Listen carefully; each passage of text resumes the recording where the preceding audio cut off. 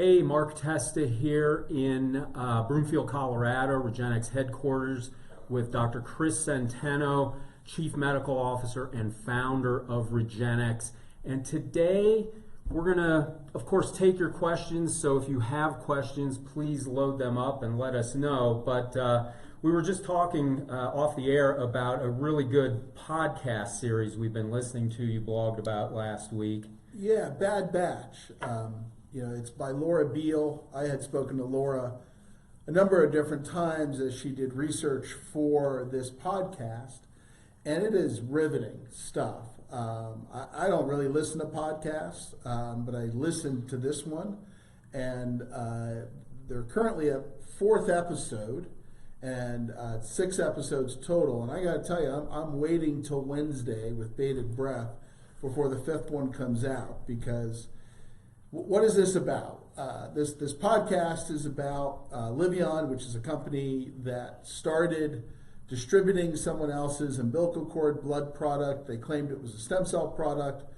There was a lot of clinics that started using it. They had a very aggressive sales and marketing team, extremely glitzy, nude women, on black backgrounds and fluorescent lights and cinematic commercials, etc. And then things went wrong. Basically, there was a bad batch, if you will, that was contaminated with bacteria. A lot of people ended up in the ICU. I'm now, through a bizarre happenstance, the medical expert on about a dozen of those cases, and it was just awful. But how that happened, and how the company has now tried to retool itself and is now involved in the same old stuff, claiming it's got a stem cell product but doesn't really have any stem cells in it.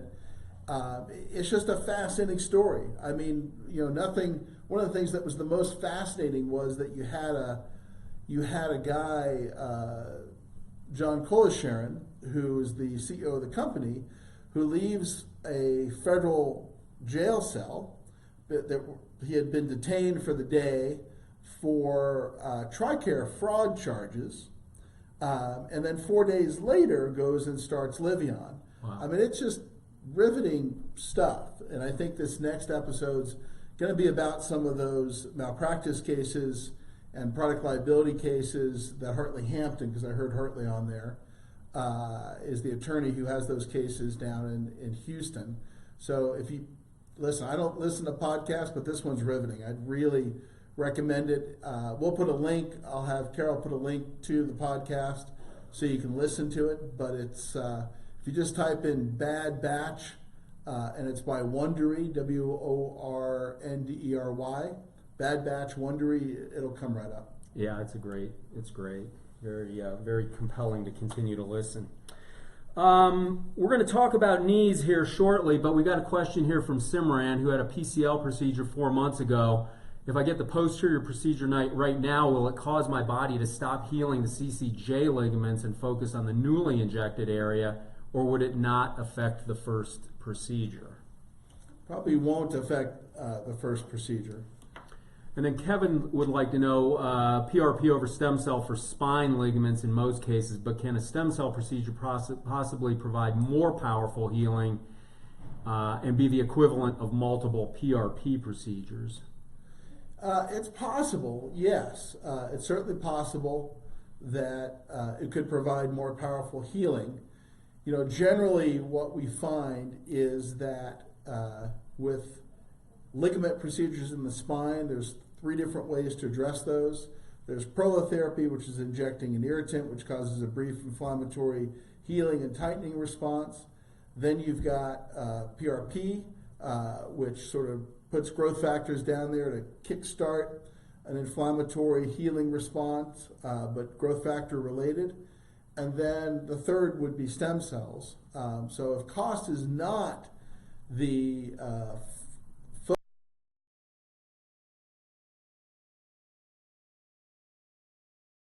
do those all the time. But if we're looking at cost versus bang for your buck, platelet procedures are probably going to be less expensive in the long run. Yeah. Stephen asks, once you have your bone marrow drawn and the cells are counted, is there a way to test whether these cells are good or bad? Does high quantity mean high quality? Yeah, so that's a very good question. So we do two things. We do a viability. So the viabilities are usually very high, 97% or so. And then we will do a count of the total nucleated cells. Now, some percentage of that are stem cells. And the research that we're just getting ready to publish right now, and research published by others, shows that as the total nucleated cell count goes up, so does the stem cell count.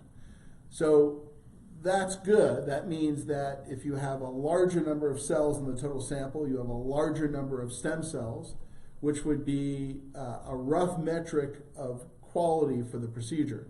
Now, if we wanted to do more, we could do things like CFU counts, but that takes 2 weeks to get the information. So that's for research purposes only, because you don't have that information on the day of the treatment. Simran asks, is getting another stem cell procedure at the same spot 4 months after kind of a waste of the first cells, since they can continue to work until a year or so, or is more benefit already done by that point, and the new cells will just add to the healing of the previous procedure? Yeah, more the latter than the former, meaning that you're going to see some continued benefit for putting new cells in there. Now, realize, though, generally for that PICL procedure, we'll make that determination at around 4 months whether or not the patient needs a second one. By the time they get in here and scheduled and everything's worked out, they're at about 6 months.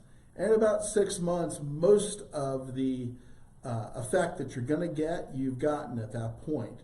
So that seems like a good break point. All right. I wanted to ask you about your blog, Knee Replacement Alternatives. Should you be looking for an alternative, and what your thoughts were on that as you wrote it?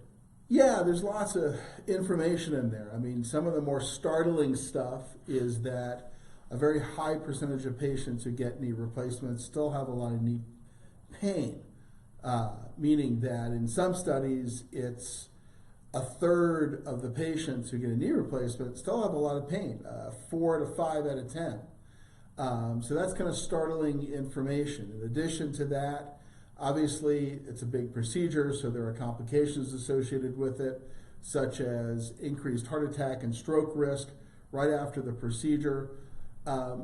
So that blog was just kind of going over all of those things we know about knee replacement, which aren't so pretty.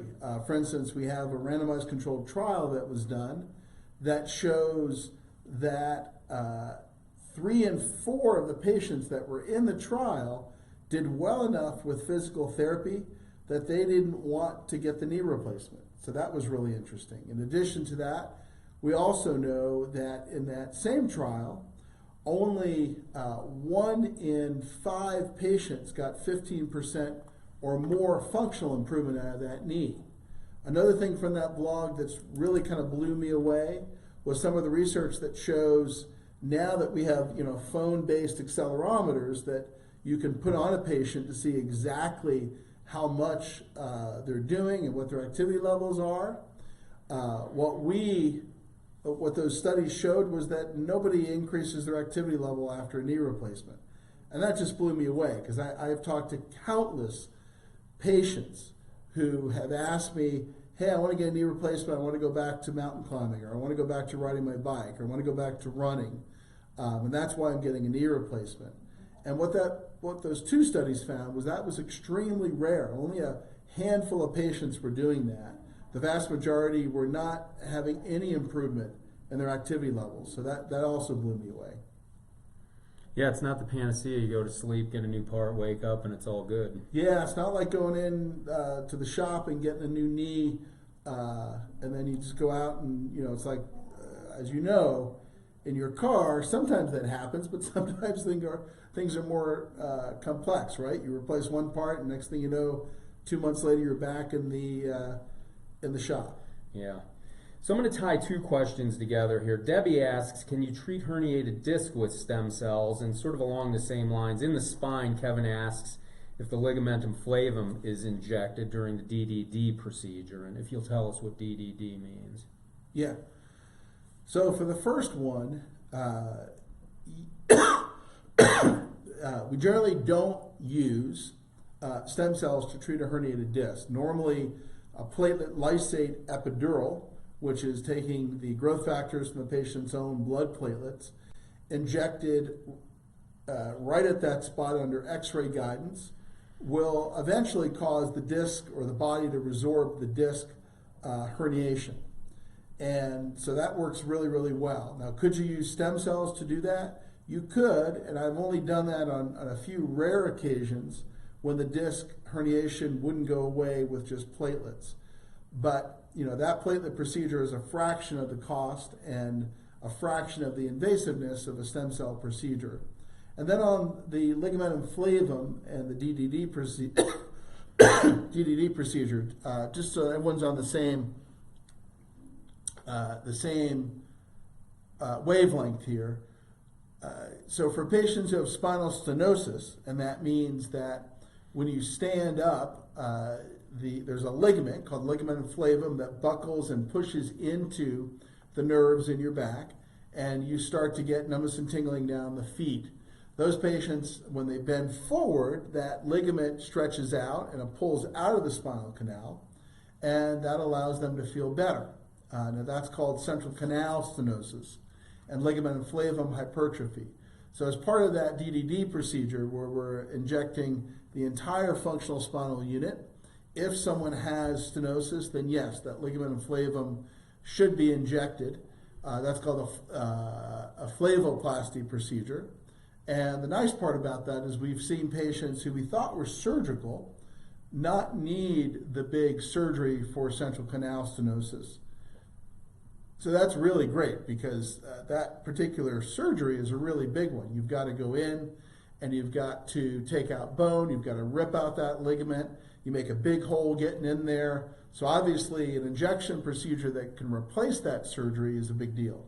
And many people who would require that are generally older and do really poorly with surgery, the anesthesia, all that. Yeah, you've got that. Plus you've got the issue of many of them these days get a fusion as well. And a fusion means that the area above and below then start to get arthritis and start to break down. T.O. asks, about the time after an injury, what's the longest you can go, you can wait to get a stem cell procedure after an injury and still get good healing results? It depends on what it is we're talking about. Maybe if you can give me some more specifics on what kind of problem you have, that would be helpful to know. Ronald asks about, where to go? A friend of mine said her father had some kind of chicken skin put into her knee to replace cartilage. Is this something you have heard about or recommend? Yeah, not chicken skin. Sometimes those injections are called rooster comb injections because the early products were made with hyaluronic acid derived from rooster combs. And so it's basically a knee gel shot that tries to replicate the normal fluid in the knee, and it's really just a lubricating shot. It works for between 6 and 12 months. In mild arthritis, as the arthritis gets more severe, it gets less useful, but it doesn't regrow cartilage at all. It just lubricates the joint. Right, Gabby asks, similar to what you've already answered, any benefit from injecting a same-day stem cell into a disc bulge versus cultured?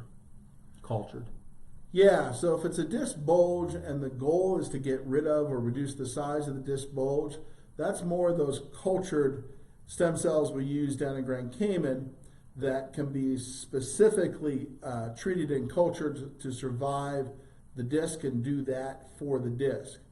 When it comes to, let's say, just a tear in the disc that's painful, a same-day stem cell procedure works well for that. Linda asks about if we have any kind of help for claw or hammer toes Her problem seems to be getting worse and doesn't seem to have much other hope for it. Yeah, I mean, for the pain that's associated with that, the answer is yes. I don't think we'll get rid of the deformity, meaning the claw or the hammer toes, but for the arthritic joints, yes, those can be treated.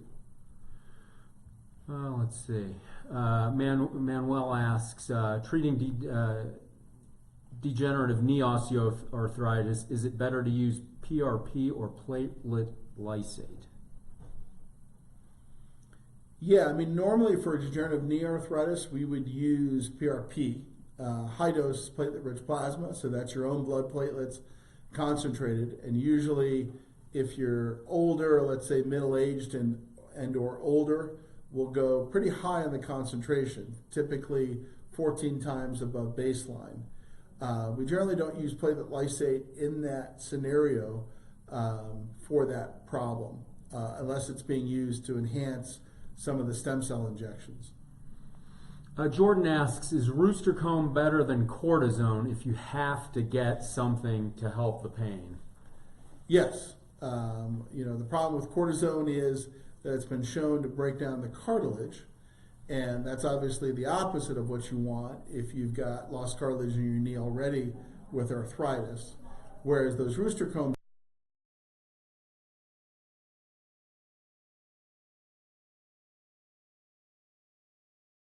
the net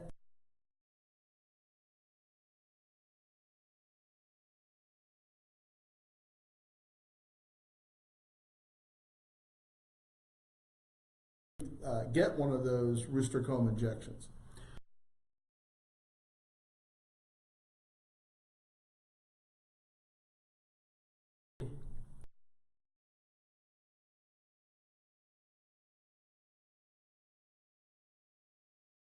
Injections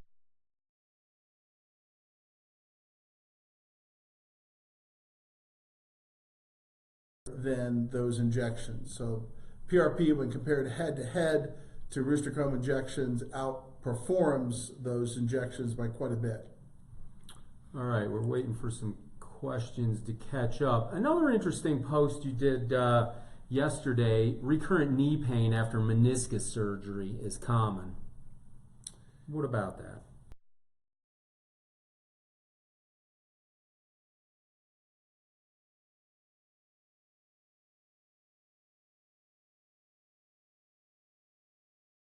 Yeah, so one of the things that patients don't really understand, well, number one is meniscus surgery is the most common surgery performed in the United States today, orthopedic surgery that's elective. So what that means is that the first thing to know is that 96% of those are meniscectomies, partial meniscectomies. So what happens is the doctor goes in and cuts out the torn part of the meniscus. Now, what's interesting is most of the patients I talk to think that was a repair. It's not. Only about 4% of meniscus surgeries currently done are repairs. A repair is where they try to go in and stitch it up, but that only tends to work in young people in certain parts of the meniscus. In middle-aged and older patients, someone past, let's say, the age of 30, they're just going in and ripping out pieces of the meniscus. So what's interesting is we now have some pretty good research that shows that's associated with more arthritis. So that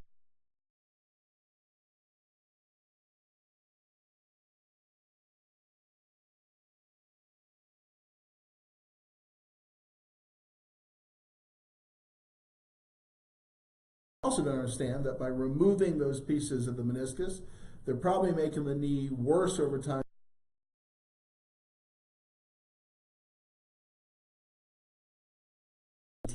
Yeah, that's pretty common. Yeah. Satya asks, can you use my stem cells to treat my mother's knee? No, yeah, that wouldn't be legal to do.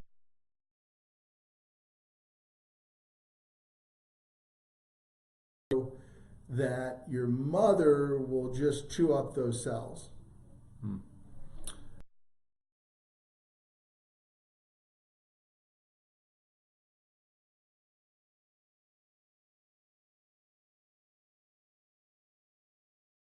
Are my posterior ligaments just too messed up to ever get a curve, or do I just need more procedures? I've had 2 posterior stem cell procedures during this time. Yeah, I mean, that's a good question. I would need to probably know more, for instance, what... All right, everyone, hold on. It looks like we've lost connection. All right, we're back. Okay, we're back.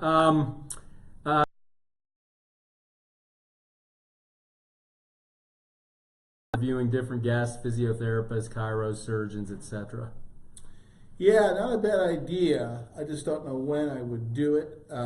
That's the hard part, is that my day generally starts around 5 a.m. when I wake up and try to put some finishing touches on a blog that I have already written or starting one. So that's the only hard part, is just the time it would take to do it.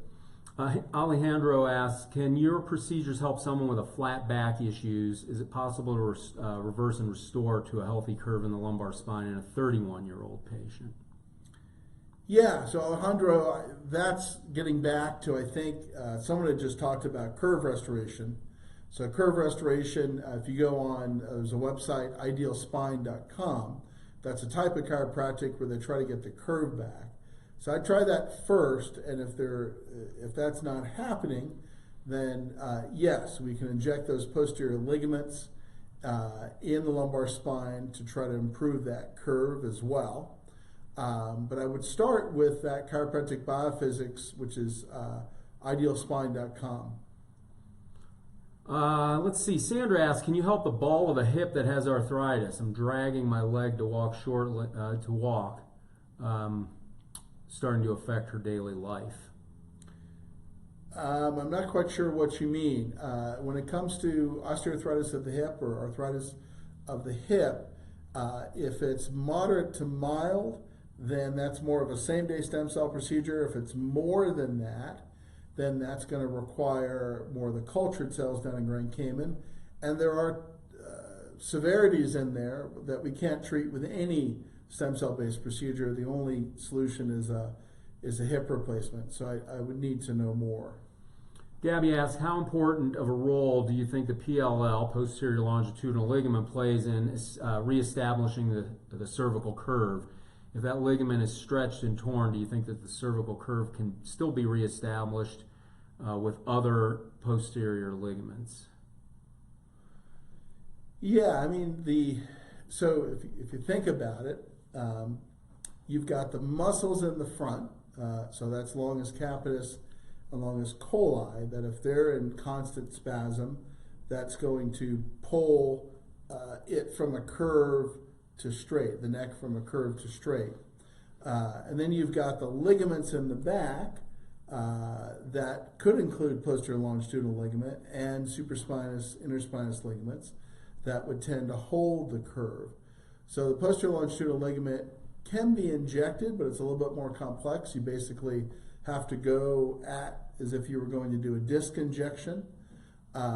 And that can be injected as well. It's just a little bit more complex than injecting the posterior ligaments, which are supraspinous, interspinous.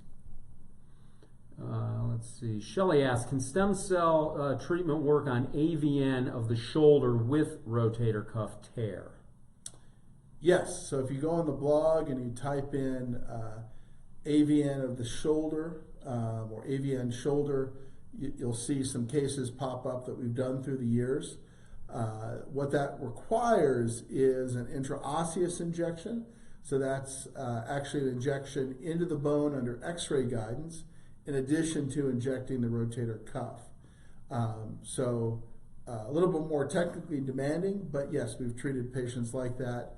And as long as it's the right type of AVN and the right category, those patients do well. This is a good one to dive into. James is having occipital neuralgia, has a few 3 to 4 times a day with some acute stabbing pain behind the ear.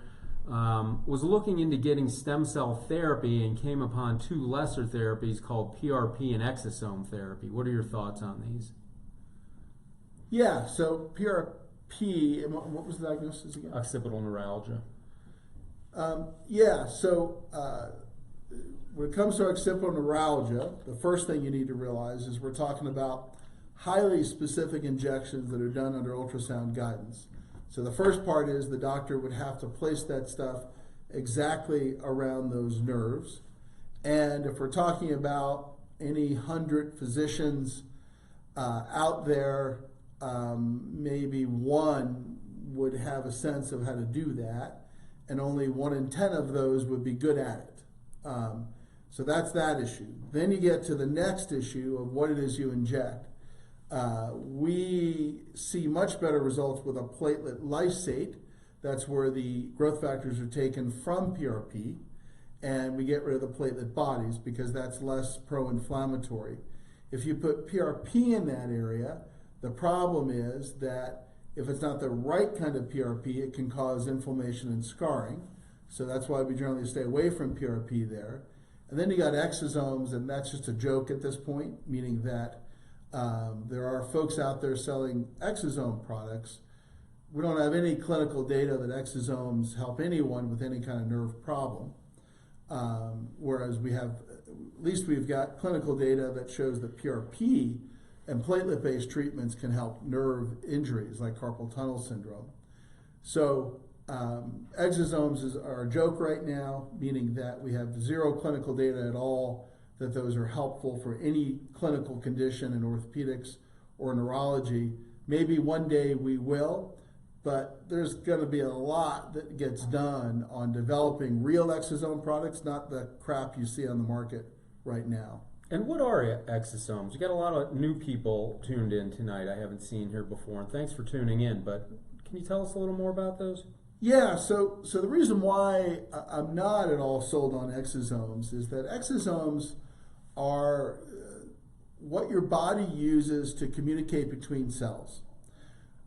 So if one cell wants to tell another cell something, it sends out little packets of information across the void, if you will, and they go to the other cell and they fuse with the cell membrane, and those packets of information are delivered.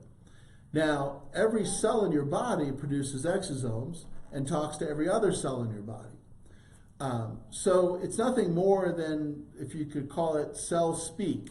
Now, the problem with that cell speak is that, like any conversation you and I would have, what's in the words matters, right? If I say X, that's different than if I'm saying Y. And if I was trying to give you instructions on how to do something, let's say I was trying to get you to build a house, I would have to tell you very specific things so that you would build a house the right way and build the house that I was interested in and build the house that we had a plan for.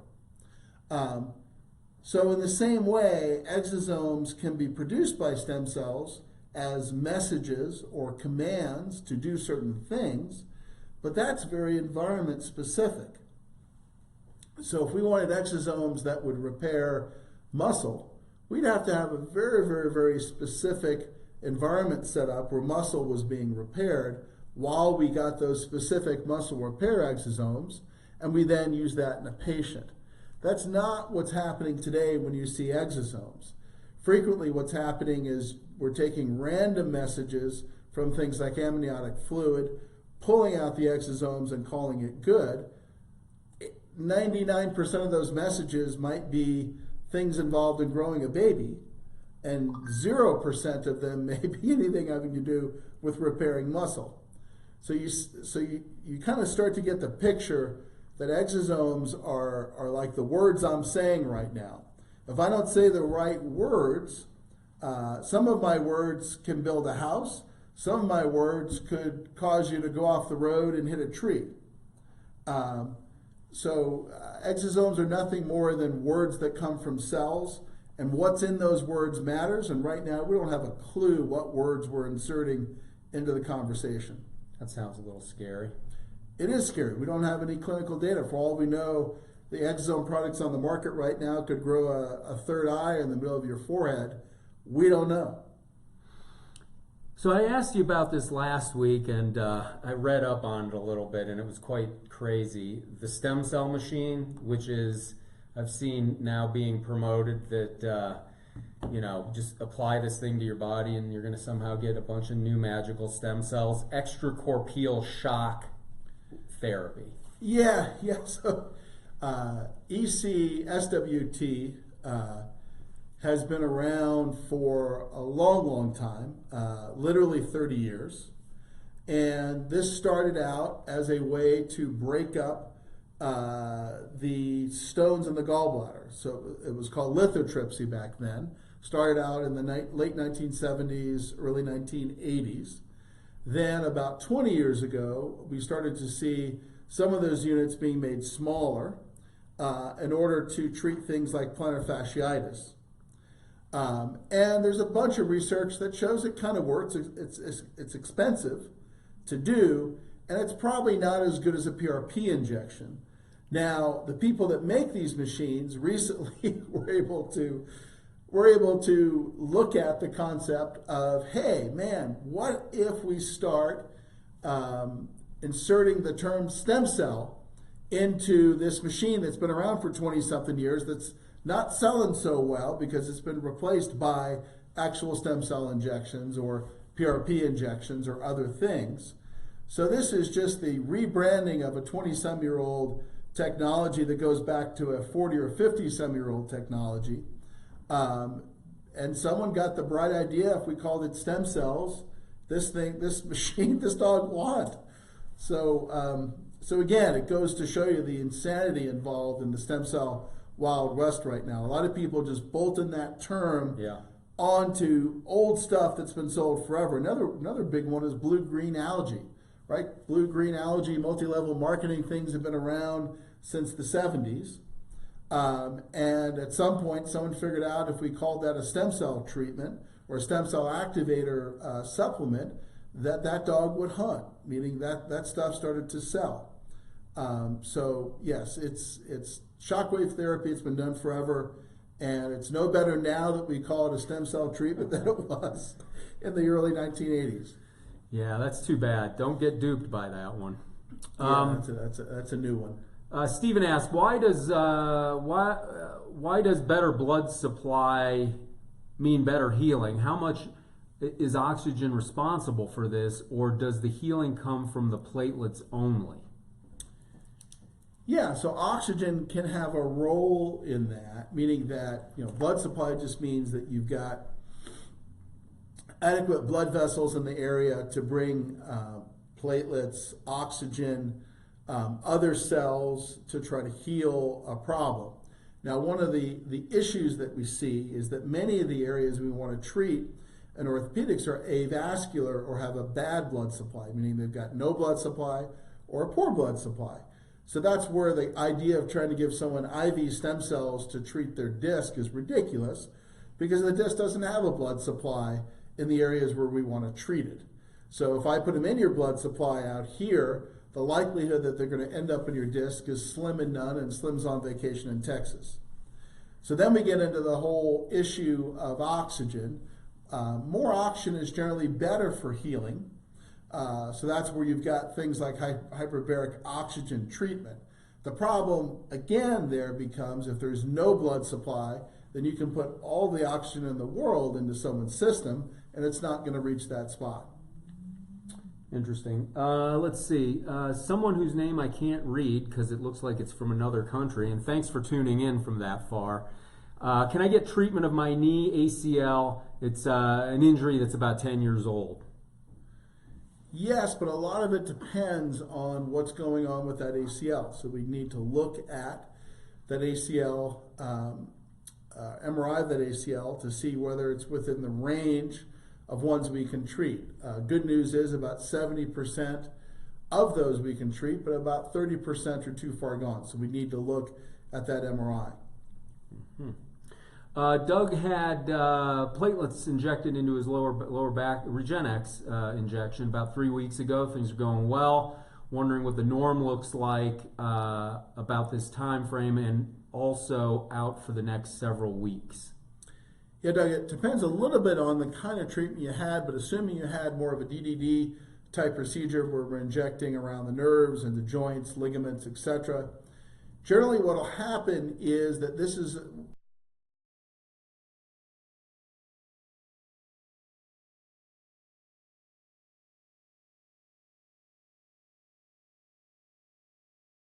ligaments are starting to lay down new tissue. So if there were ligaments involved, realize that that ligament healing and tightening effect can occur for a few months. All right. The name I couldn't read is Harminder Singh, here from Portugal. So thanks for tuning in. Welcome from Portugal. Let's see. Any other? God, it's got to be super late at night or super early in the morning in Portugal. Probably super early in the morning. All right. Well, thanks for tuning in. Let's see. Any other questions or any other final words or crazy things you've seen? Yeah, no, I think we've brought up some good topics tonight. I really would tell you that if you want a riveting podcast to listen to, that Bad Batch is amazing. So if you're just tuning in or you're tuned in late, there's a podcast on an umbilical cord stem cell company that had contamination, and it's just a riveting story. I mean, I am very familiar with the story. This is the company called Liveyon, but there's things in there I didn't know because the investigative reporter really got into the heads of these people, got a chance to interview them all, which is amazing to me. And it is riveting stuff. So if you go online, if you just type in Bad Batch Podcast, it'll come up.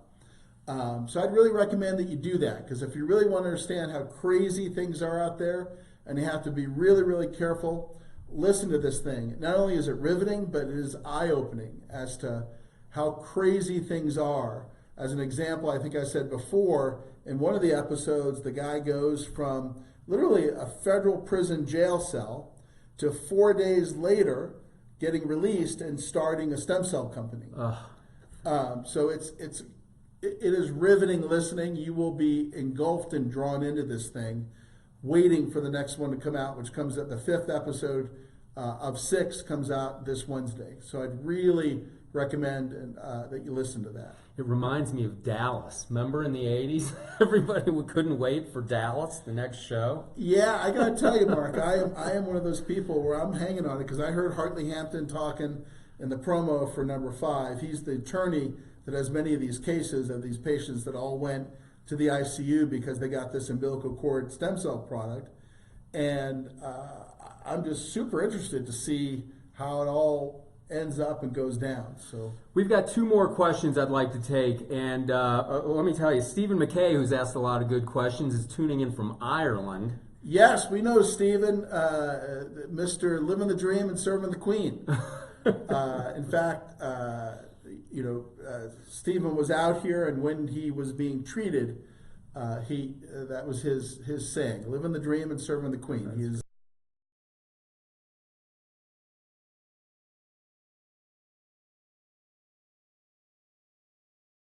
The spinal facets. I'm not exactly sure what area, but that was a question.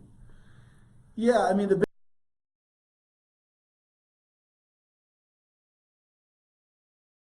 and that can cause some pain.